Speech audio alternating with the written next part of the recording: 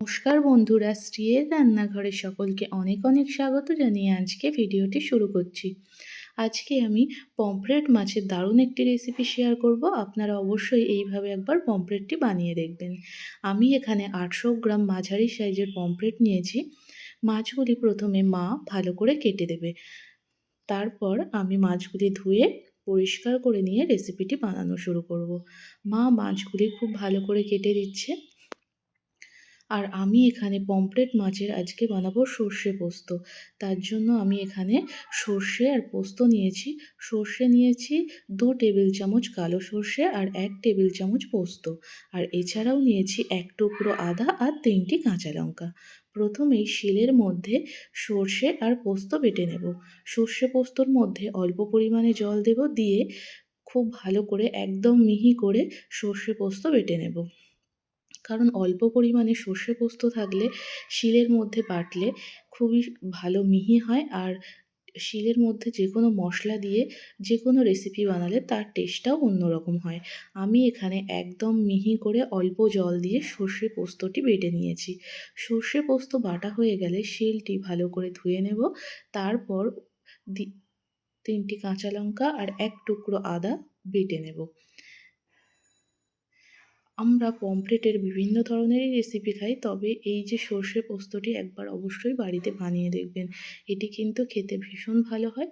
মাছগুলি ভালো করে ধুয়ে পরিষ্কার করে নেওয়ার পর আমি এখানে 4 পিস মাছ নিয়েছি। আর মাছগুলির মধ্যে প্রথমে সামান্য পরিমাণে দিয়ে দেব নুন আর দিয়ে দেব হলুদের গুঁড়ো, দিয়ে মাছগুলি খুব ভালো করে মিশিয়ে নেব। আর এই পমফ্রেট মাছের সর্ষে পোস্তটি খেতে যেমন সুন্দর হয়, বানানোও কিন্তু ভীষণ সহজ আর একটু তাড়াতাড়িও হয়ে যায়। কারণ মাছগুলি বেশি সময় ধরে ভাজতেও লাগে না, আর সর্ষে পোস্ত দিয়ে খুব তাড়াতাড়ি মাছগুলি বানানো যায়। মাছগুলির মধ্যে ভালো করে হলুদ নুন মেশানো হয়ে গেলে উনুনটি ধরিয়ে নেব। তারপর কড়াইটি ভালো করে গরম করে নিয়ে তাতে বেশ কিছুটা সর্ষের তেল গরম করে নেব। তারপর মাছগুলি একে একে তেলের মধ্যে দিয়ে দেব।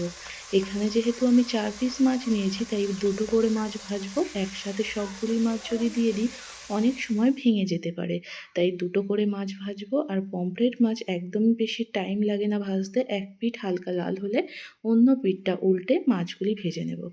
প্রথম যে 2টি মাছ দিলাম সেটি ভাজা হয়ে গেল, তারপরের 2টি মাছ আবারও একই রকমভাবে ভেজে নেব। কারণ এই মাছগুলি এত নরম হয়, খেতেও ভীষণ ভালো হয়। আর এই মাছগুলো বেশি ভাজলে কড়া হয়ে যায়, তাতে টেস্টটা ভালো আসে না। তাই হালকা করে মাছগুলি ভেজে নিলাম। মাছগুলি ভাজা হয়ে গেলে তুলে নেব। তারপর ওই তেলের মধ্যে খুব সামান্য পরিমাণে দিয়ে দেব কালো জিরে।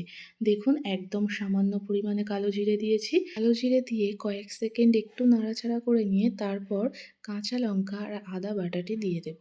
দিয়ে 2 থেকে 3 মিনিট তেলের মধ্যে খুব ভালো করে নাড়াচাড়া করে নেব। দেখবেন এই সময় খুব সুন্দর কাঁচা লঙ্কার একটি গন্ধ ছাড়তে শুরু করে। তারপর আমি এখানে 2 কাপ মতো জল দিয়েছি। আমি এখানে গ্রেভিটি একদম মাখা মাখা আর বানাবো, তার জন্য এখানে 2 কাপ পরিমাণ জল দিয়েছি। তারপরে দিয়ে দেব খুব সামান্য পরিমাণে নুন। কারণ যেহেতু গ্রেভিটি মাখা মাখা বানাবো, তাই জলটি শুকনো হয়ে গেলে নুনটি বেশি হয়ে যেতে পারে, তাই নুনের পরিমাণ কম দিয়েছি। আর খুব সামান্য পরিমাণে হলুদের গুঁড়ো দিয়েছি। জলটি যখন ফুটতে শুরু করবে তখন ভেজে রাখা মাছগুলি একে একে দিয়ে দেব। তারপর 2 থেকে 3 মিনিট মতো ফুটিয়ে নেব।